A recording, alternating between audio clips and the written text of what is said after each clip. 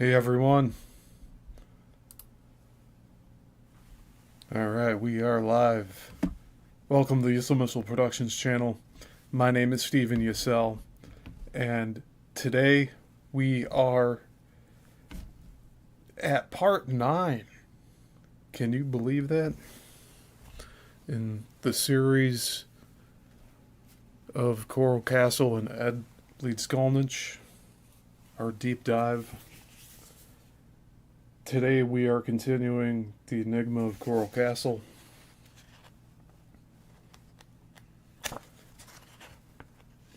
And there is a lot going on here.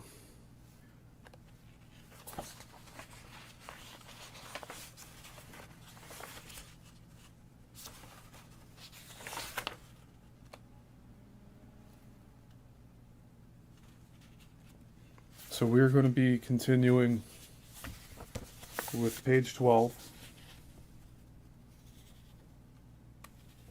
And we'll get to this little diagram in a minute here. But I don't know, it just blows me away seeing all of this ancient megalith, monolithic architecture and how it's similar in layout to what Ed put together. And that he did say he had the secrets to the pyramids. So I like this companion book. And again, it's called The Enigma of Coral Castle by Ray N. Stoner. And again, I'm not sure where else you can get this besides at Coral Castle itself.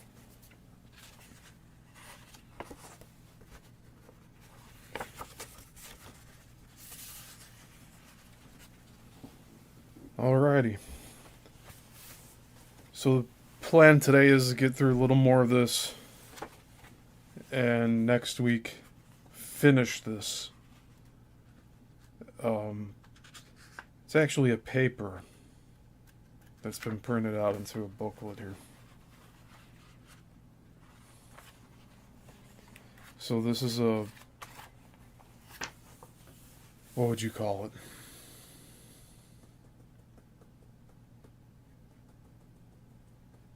I don't know. It was published in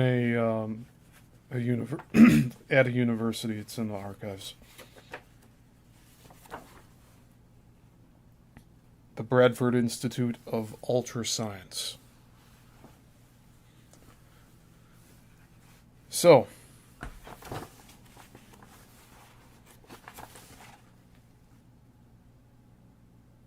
last time we were reading about all of these different measurements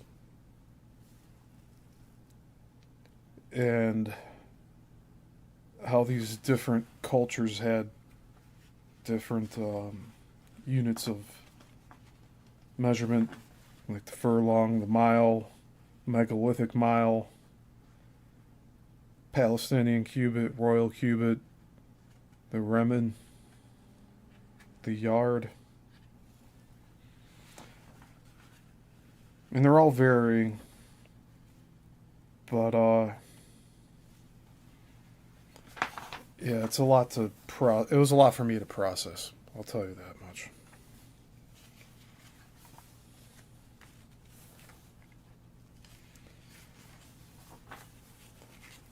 But I do have a very, very good list of names of other people to look into in this series. Because, you know, Ed is I would say he's an inventor that didn't get things patented. And he claims to have a perpetual motion generator that, I mean, based on what we've already covered here, it was stolen when he passed away from people breaking in his property. So it's good that we have all of this documented in these different publications. But based off of that, I do have a good list of other individuals who have looked into free energy, practiced building all of that. And yeah, we'll be covering it in this deep dive series. And I don't know, some of these names they'll probably have their own deep dives, but that's for much later on. But we'll do like a good general cover of everything. I sound like I'm beating around the bush here. But we'll get to it. I'll give you guys a good introduction to other people similar to Ed in their curiosity with free energy. And that could probably cover a few weeks of shows in itself. But for now, today and next week, we'll be reading from this paper. And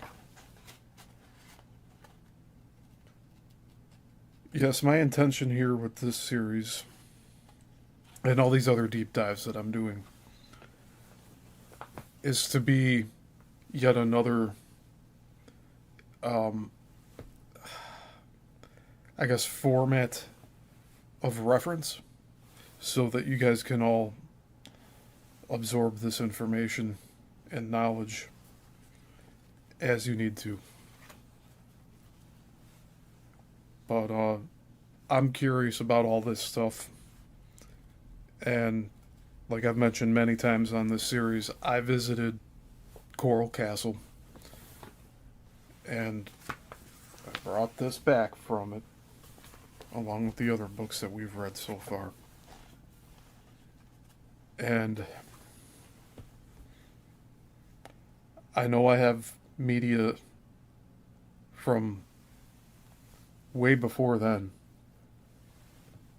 that I'll have to dig up. And if I can't find it, we'll just wait longer. But eventually this series won't be weekly anymore. So at some point I'll be more in the mode of gathering information and letting a few weeks lapse. So there won't be weekly shows for this series probably after next week. And then I'll be adding parts to this deep dive as I dive deeper and formulate more shows going forward. But we do have a lot of reference books that were mentioned in the first few parts of this series, and I will be going back to revisit those. And I will be figuring out how I'll present all of that information too. But today we're getting more into the pyramids and their measurements and how they're constructed. And I consider all of this architecture too. So, just a quick update before we start reading for today. Today's Tuesday. Thursday, we will be having our regular deep dive series into the Bermuda Triangle. And that's also at 6 p.m. And I moved both of these shows to 6 p.m. so that more people can tune in live. And we'll see how that goes. But, yeah, Thursday is Bermuda Triangle. And then Saturday at 11 a.m., Central Standard Time, is the Chicago Film Industry Deep Dive series.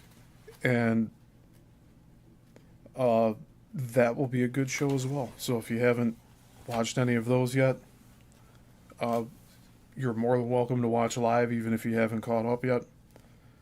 But I have a lot of good information there, starting off with the late 1800s and Thomas Edison. And we're going to be moving through all of that information and showing some photographs too.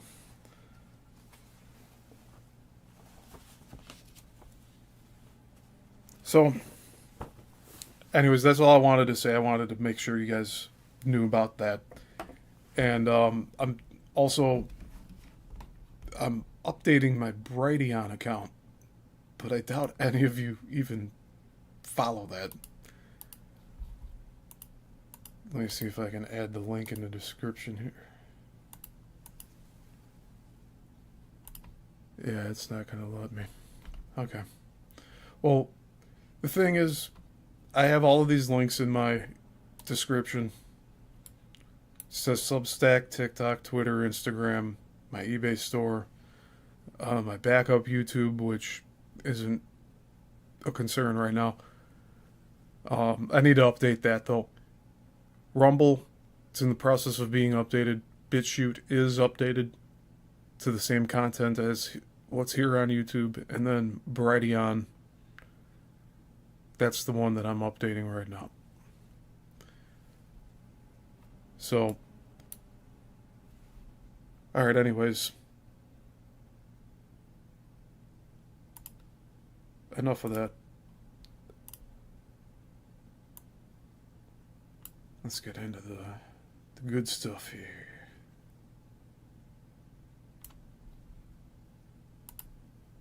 So again, I'll be explaining these pictures and going slow over each of it, all of these, zooming in.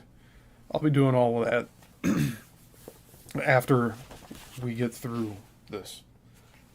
So that's my plan. And then I'll explain, like, my experience being there the day that I visited. Well, yeah. Alright. So, I believe we are picking up on page 12. So let me just confirm that real quick.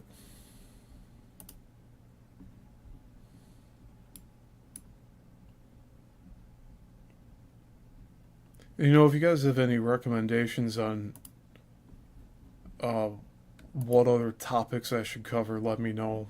But for the most part, I'll be leaning more into the free energy stuff with Coral Castle and how that all plays into the ley lines and the Bermuda Triangle, which is why I'm doing that series as well.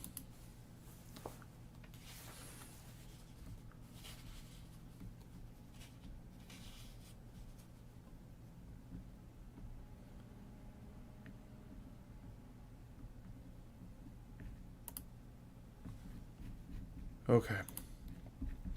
Well, if I got it wrong, I apologize. But I do believe we are on page 12 here.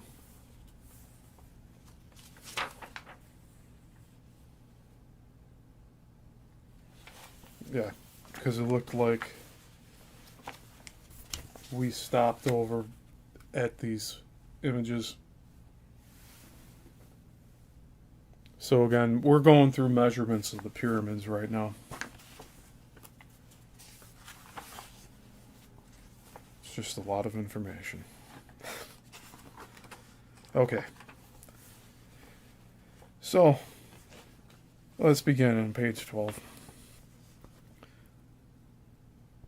The complex interrelationships between these megalithic structures is undeniable.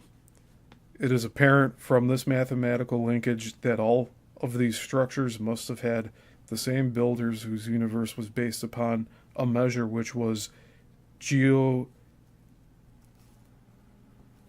Oh, wow. Geotic... Geodetically. Geodetically. You don't hear that every day, do you? Alright, let's reread that. It is apparent from this mathematical linkage that all of these structures must have had the same builders, whose universe was based upon a measure which was geodetically linked to the physical Earth and solar system, and mathematically linked to the infinite. That's quite a statement. I'm going to reread that whole thing, because that's a lot to take in. The complex interrelationships between these megalithic structures is undeniable. It is apparent from this mathematical linkage that all of these structures must have had the same builders, whose universe was based upon a measure which was geodetically linked to the physical Earth and solar system, and mathematically linked to the infinite. And there's a huge passage here that's a quote.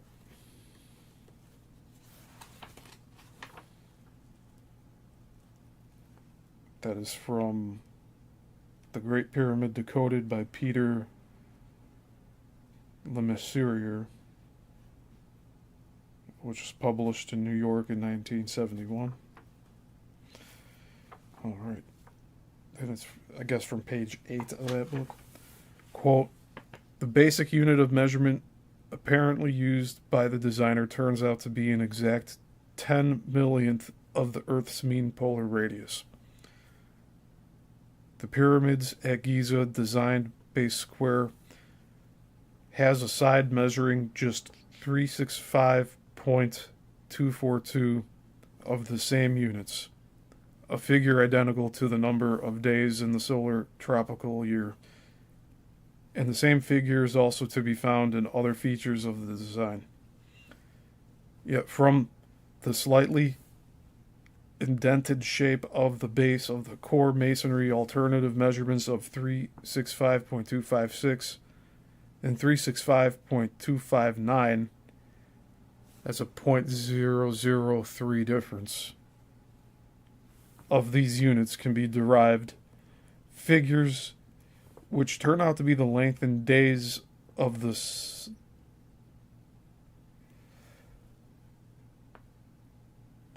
sidereal year. Sidereal. Sidereal. I want to say that's how you pronounce it. It says in parentheses, the actual time the Earth takes to complete a circuit of the Sun. Sidereal.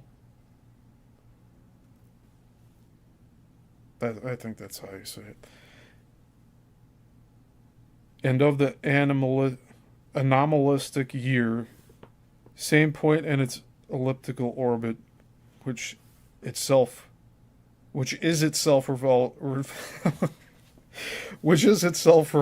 revolving slowly around about the Sun. Meanwhile, further measurements appear to give exact figures for the eccentricity of that orbit, for the mean distance of the Earth from the Sun, and for the period of the Earth's full precessional cycle, a period of over 25,000 years.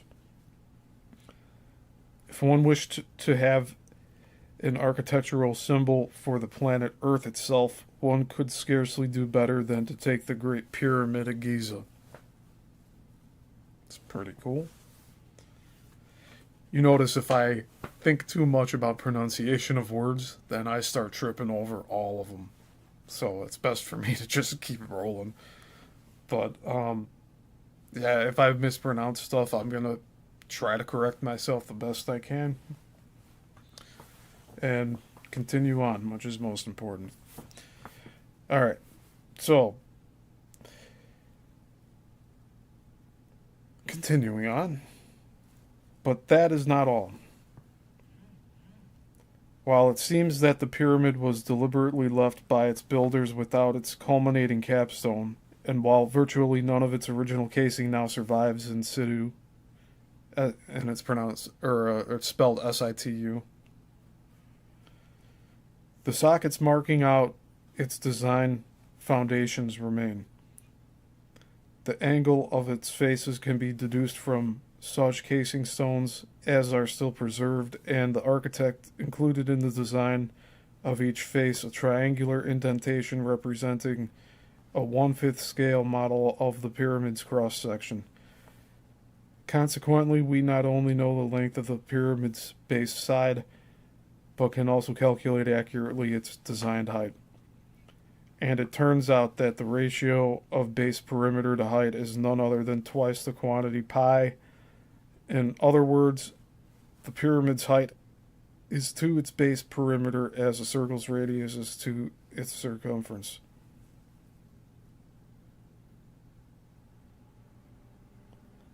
I'll reread that. The pyramid's height is to its base perimeter as a circle's radius is to its circumference. Using the unit of measurement already referred to, the sacred cubit, every one of the pyramid's basic external and internal measurements can thus be expressed as a function of the quantities of pi and 365.242. The pyramid's geometry, in other words, not only combines all of the above data into single elegant identification of the planet upon which we live, it also gives these quantities durable expression in terms of each other. And we have a drawing here. It says base of core masonry as cited from CBA equals CHGBFEA. And this is just giving like topographical measuring points. Loosely saying.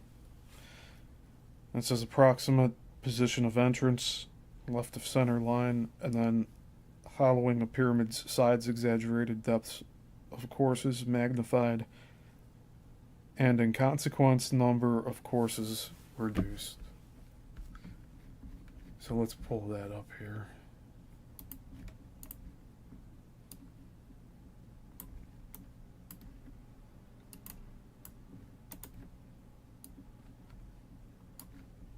Okay.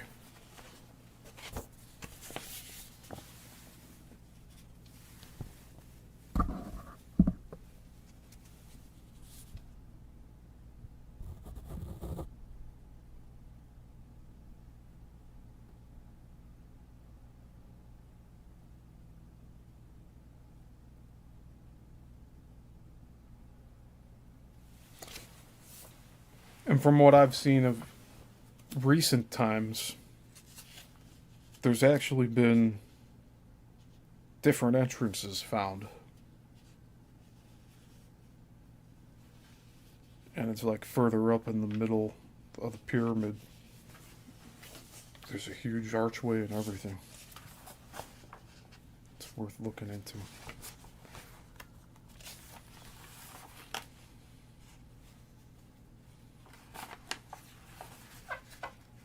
Alright, so we got a few more pages of text. Got a decent amount of photographs coming up. And Coral Castle is about 10 pages away. That might be a good starting point for next week.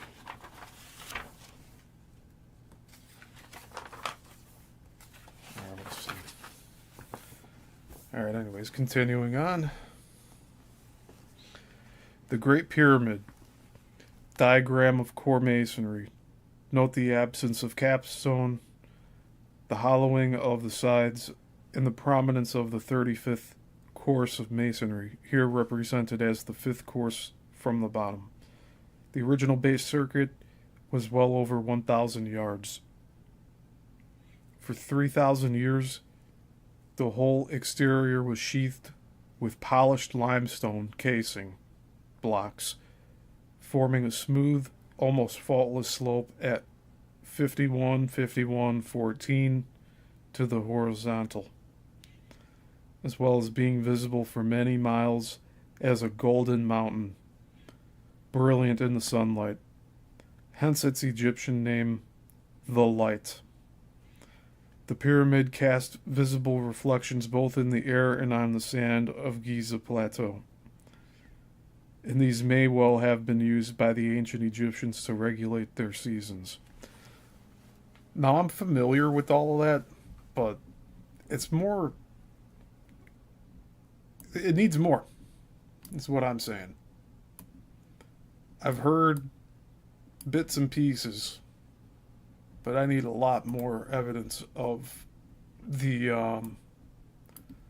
what do you call it? Of those limestone caps that they speak about here.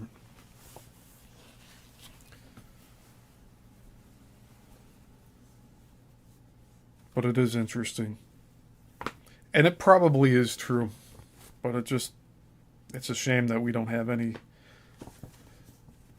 recovered art or paintings that show what it looked like.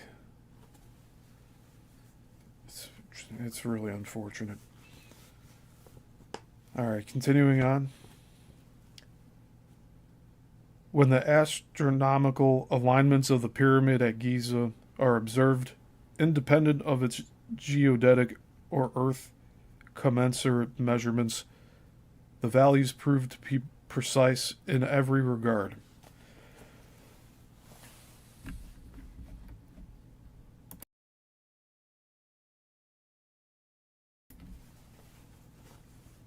Quote, the design angle of descent and ascent of its sloping passages is 2618 9.7, an angle significant for having once been the exact elevation of the pole star from the latitude of the pyramid.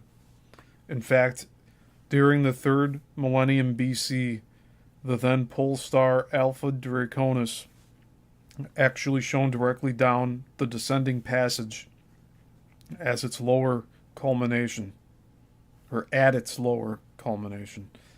And this was the very millennium which apparently saw the construction of the pyramid itself. This angle then, and thus, perhaps, the passage which forms it also, clearly has both an astronomical and chronological significance. But could it perhaps have others too? If the same angle is laid off from the pyramid's east-west axis in a northeasterly direction, for example, the rhomb line so produced marked the bearing of the summer sunrise from the latitude of the pyramid. And I just want to make a note that rhomb line, the word rhomb, spelled R-H-U-M-B. Specifically, that of the sunrise on the 6th of June and 7th July, assuming that the horizon altitude is 0 and that the sunrise is taken at the moment when the sun's lower limb sits tangent on the horizon, the definition usual among the ancient megalith builders. With the sun's apparent motion corrected for the 3rd millennium BC, the same bearing would formerly have been reached on the 5th of June and the 8th of July. It is interesting to note that the bearing 1.7 degrees 1.7 degrees, the obvious target, the contemporary midsummer sunrise on east 43 I want to say degrees.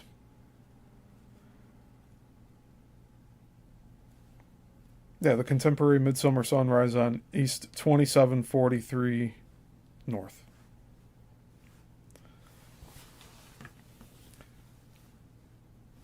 Just as the same angle applied as an altitude similarly misses the north celestial pole by 3 degrees 41, and it had to since the former pole star, like its present counterpart, was not sighted exactly as the celestial pole. So precise was their mathematical astronomical knowledge that even the numbers of the precession of the equinoxes is encased in immutable stone. And then there's a quote here with four points. But I just want to comment on what we just read here. So within the same 1,000 years that the pyramid was built, the stars all lined up in the pyramid.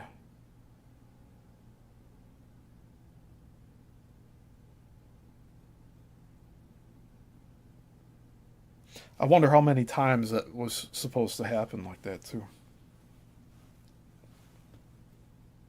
The pole star Alpha Draconis. Okay, so we're going to continue on. Quote, the precession of the equinoxes is the exact length of time it takes for our solar system to make a complete revolution around the vastly greater sun, the Pleiades. This is figured as 25,827.5 years. We're getting into the good stuff here.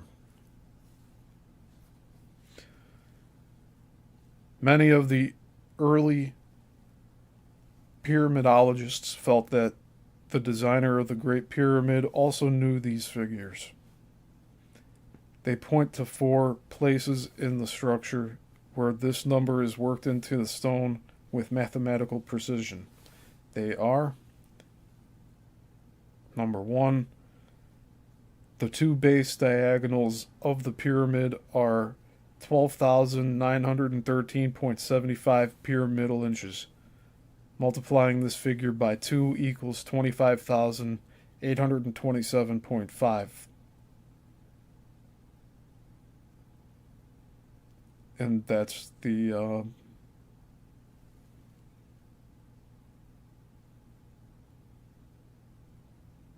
that's precession of the equinox number. This is the exact number for the precession of the equinoxes if we allow an inch to represent a year. The floor level of the king's chamber in the pyramid is located on the 50th tier of stones. If the outside surface of the pyramid is measured at this level, we once again have a figure of 25,827.5 pyramid inches.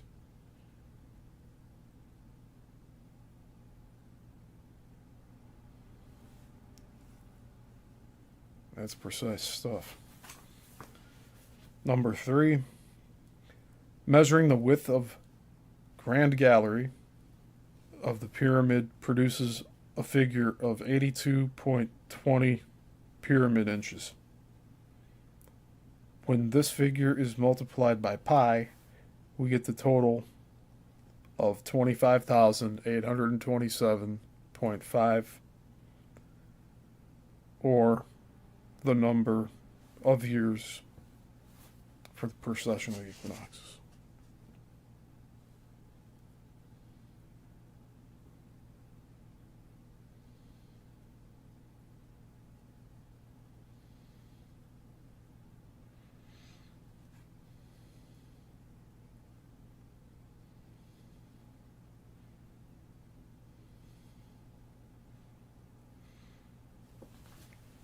That's a lot to think about.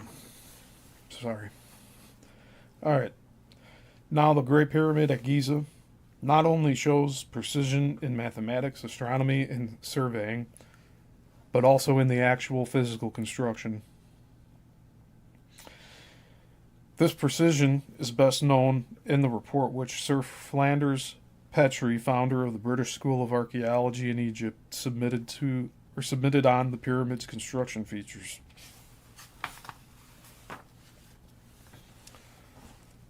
Quote, Petrie measured the casing stones and reported their remarkable construction features.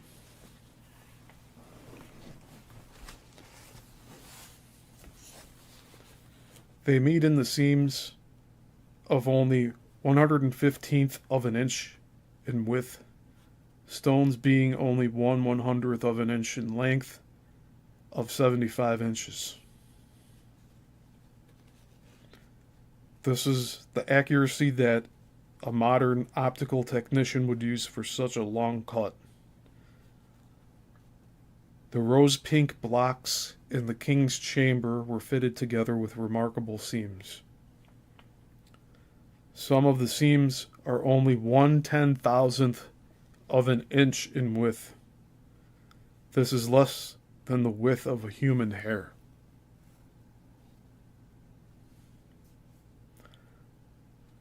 Another source validates the accuracy. Quote, meanwhile, the skeptic may doubt that many of the pyramid's stones, some of them weighing up to 70 tons, were so finely cut and positioned as to give joints of less than a 50th of an inch in thickness. He may scoff at the claims that a fine cement was run into these joints so expertly as to give an even coverage of single areas as big as 5 by 7 feet in the vertical. He may express profound disbelief when it is pointed out to him that the building's now almost totally despoiled original outer casing of polished limestone, all 21 acres of it, was leveled and honed to the standard of accuracy normal in modern optical work. But these, as it happens, are facts which anybody may check who cares to. These stones speak for themselves. Unquote. And then the Pyramid of the Sun in Mexico. I can't pronounce that city. You know, I need to use the washroom, so I will be right back.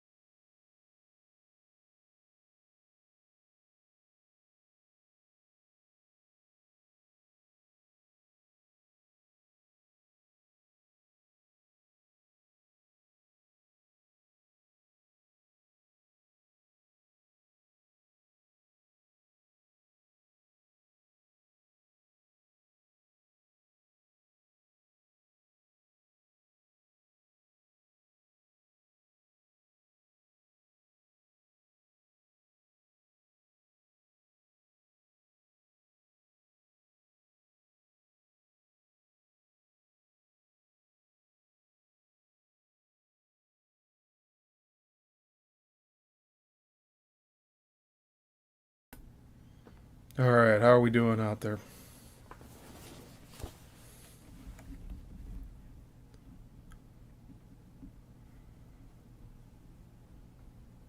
Okay, we got about 20 more minutes.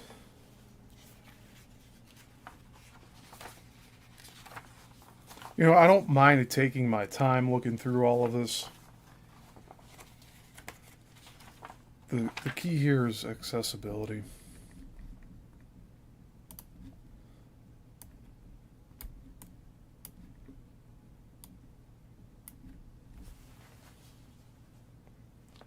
Pyramid of the Sun.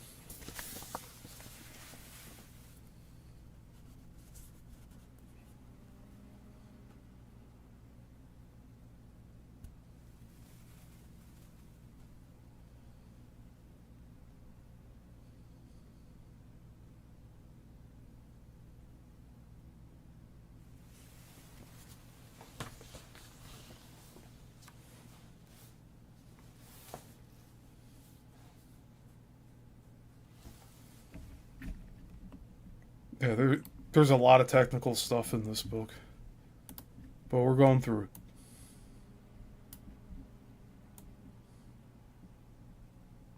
We're going through all of it. Okay. Each of these megalithic sites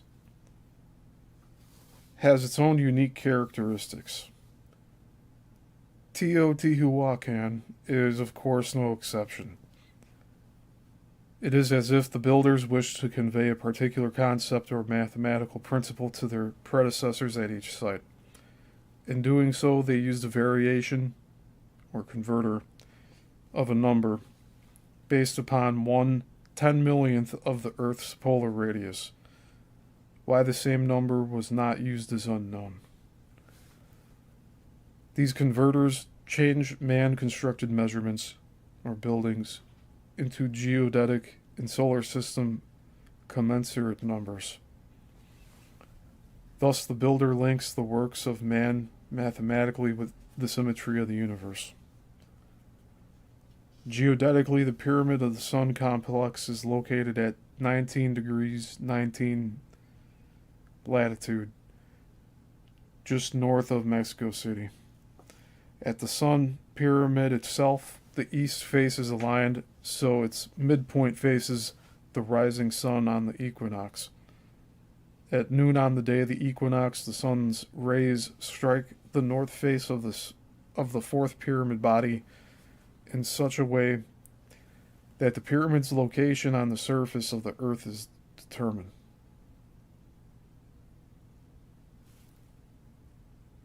What?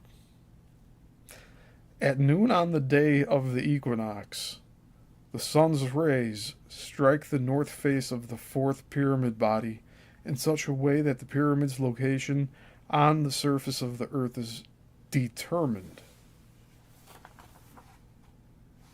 What?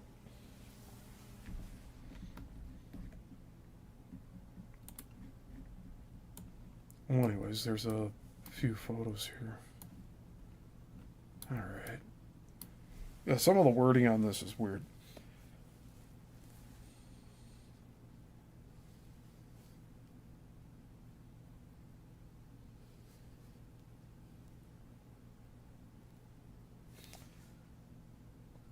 Manner in which the shadow on the lower part of the fourth body of the sun pyramid, a constant and boldly outlined feature of the structure, is eliminated at the equinox. So it's just... So the shadow's eliminated on the day of the equinox, that's what it's saying.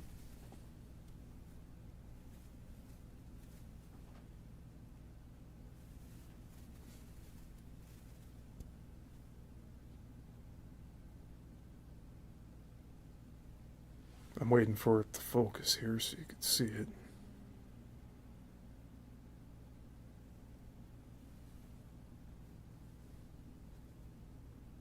There we go.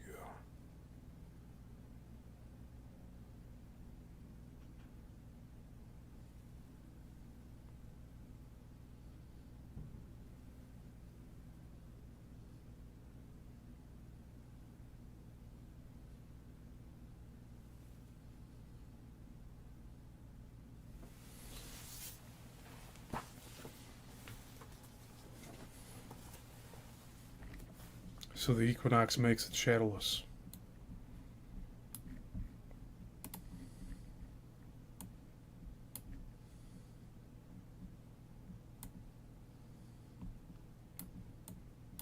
Okay.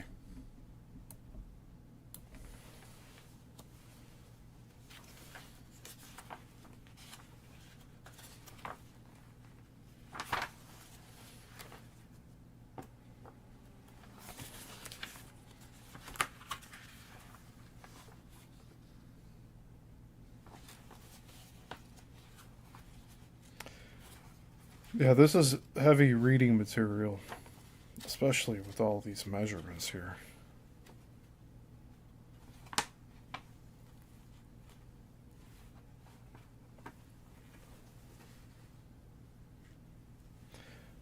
But you'll see why it's all included here with Coral Castle.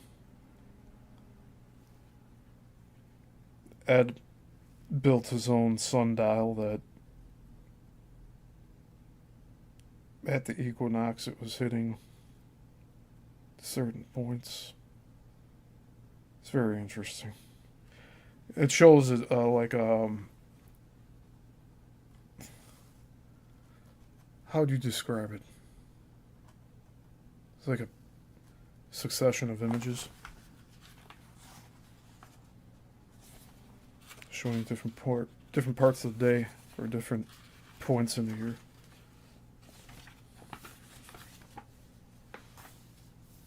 Okay. We'll at least do 2 more pages for today.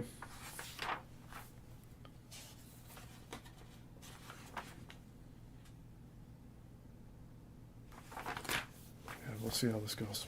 All right. Quote, noting that the lower portion of the 4th level was slightly convex and that it formed a triangle with an angle of almost 19.69 degrees to the vertical, it struck the Harleston that this was also the latitude of Teotihuacan.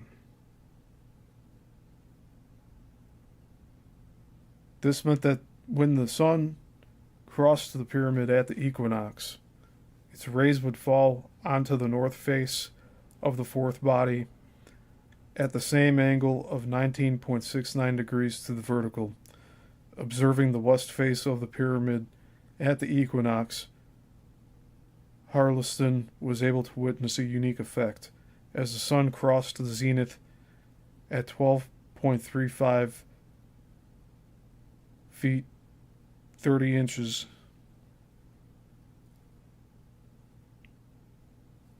Local noon at the longitude of Teotihuacan.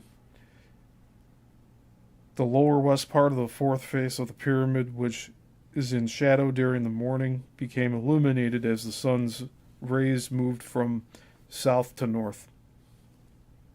This phenomenon makes the sun pyramid a perennial clock, still transmitting a silent message, exactly as does the Great Pyramid of Cheops, or as does the south corner of the Castillo at Chichen Itza each equinoctial day of the year. End quote.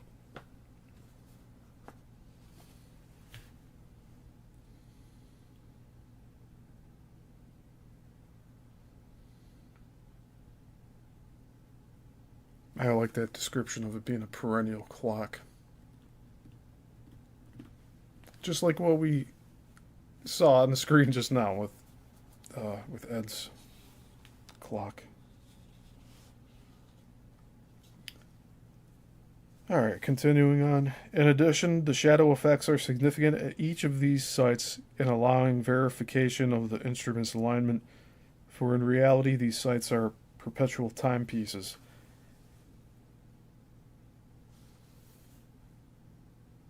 At Stonehenge, we find, quote, the huge stones of the moonrise trilithon are so positioned as to cause the sun to cast a streak of light on the ground which passes through the slot. It is a very thin streak of light, and as the sun continues to climb to the zenith, the streak dwindles to a fine line and finally disappears. At that moment, the sun is over the meridian of Stonehenge. It is apparent noon, and the fine line has precisely marked the north-south direction. This meridian does not, however, pass through the Sarsen Center, nor the Aubrey Center, though it is close to both. End quote. At Chichen Itza, it is possible to determine the date of the equinox by the appearance of the shadow snake on the pyramid's staircase. Quote, Louis Orochi, author of the new book on the astronomical orientation of the Castillo at Chichen Itza, also shows in a series of remarkable photographs that the steps of the building are so cunningly oriented and designed that only on the day of the vernal and autumnal equinox the sun's rays cause a great serpent whose head is carved at the bottom of the steps to slither up the stairway, forming a set of 7 perfect isosceles triangles patterned on the local rattlesnake, Crotalus. In fact, there is a photo of that very event in this paper here.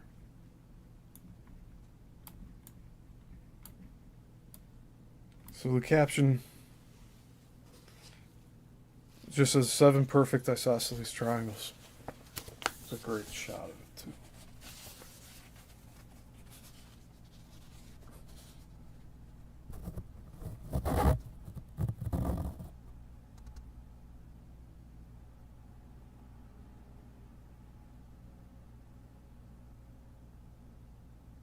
So you see on the shadowed side, there's the snake. The head is in the sunlight. And then each peak on its back going up, it has the sunlight in it.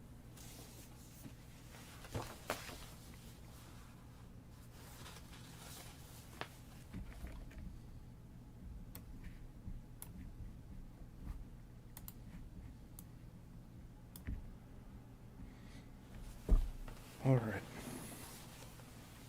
All these structures would have had to be designed by architects aware of the considerable astronomical and geodetic data required to achieve such effects before the buildings were begun.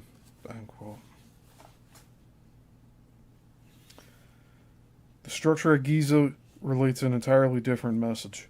When the equinox occurs here, another immutable truth is conveyed in a shadow at 6 million tons of stone block.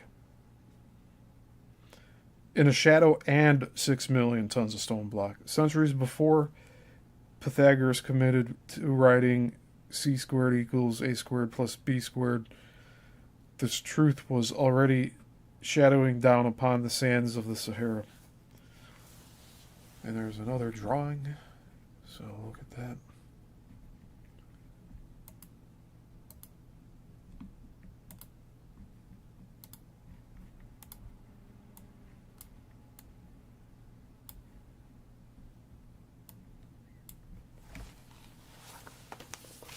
And a photograph. So we got the pyramids down there, showing the shadow that it's creating.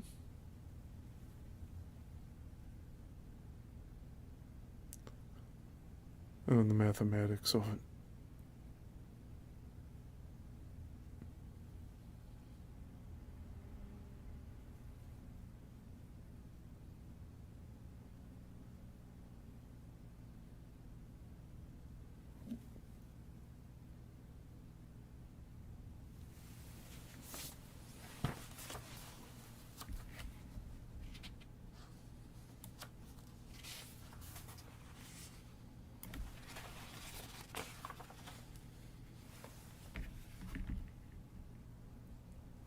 You know what?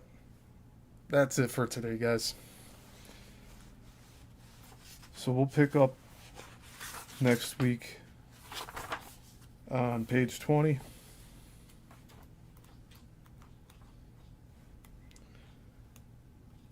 And yeah, we'll continue on then. So we'll definitely be hitting the Coral Castle stuff in this paper on next week's show, so part 10.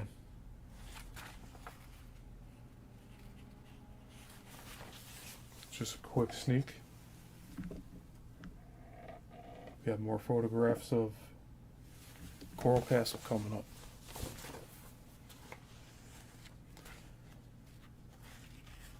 Yeah, we'll continue on with page 20. I keep on wanting to say chapter here. We have to divide this into chapters on our own.